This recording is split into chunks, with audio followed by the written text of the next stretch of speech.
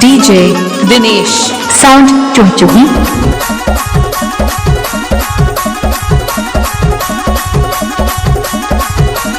हमारे YouTube channel Dinesh Shyam को लाइक share subscribe करना बिल्कुल ना भूलें।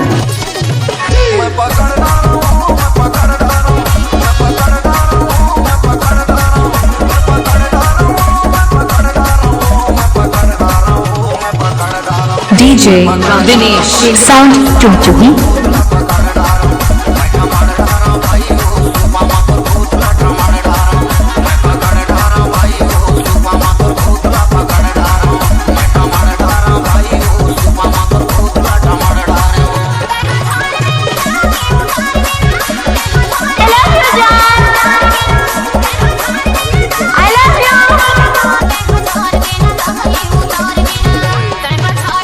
DJ Dinesh sound चुहचुही।